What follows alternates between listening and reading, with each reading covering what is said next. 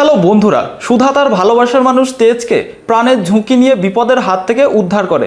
এরপর একদিন ঠাম্মি শর্ত না মেনে তেজের কাছে চলে আসে এবং নিজের হাতে খাইয়ে দেয়। ঠাম্মি দেখে ফেলেন এবং বলেন যে তুমি তো আমার শর্ত একটাও মানছো না, তাই তোমাকে 24 ঘন্টার মধ্যে খুঁজে বের করতে হবে কে আমার দাদু ভাইয়ের ক্ষতি করতে চেয়েছিল। আর এটা যদি তুমি করতে পারো তাহলেই বুঝবো যে তুমি আমার দাদু ভাইয়ের যোগ্য সহধর্মিনী। তো সুধা ভীষণ দুশ্চিন্তায় পড়ে যায়।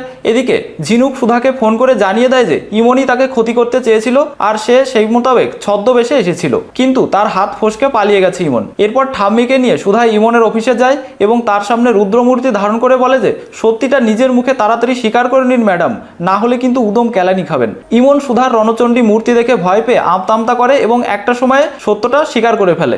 বলে যে ও আসলে সুধাকেই প্রাণে মেরে ফেলতে গিয়েছিল, কিন্তু সেই সময় তেজ সামনে এসে পড়ে আর এই কারণেই নদীতে পড়ে যায়। ঠাম্মি তখন ভীষণ রেগে গিয়ে ইমনকে ঠাটিয়ে একটা চর মারেন। তো বন্ধুরা, তোমরা এটাই চাও তো সুধা রণচণ্ডী রূপে সমস্ত পাপের বিনাশ ঘটিয়ে দিক, কি তাই তো?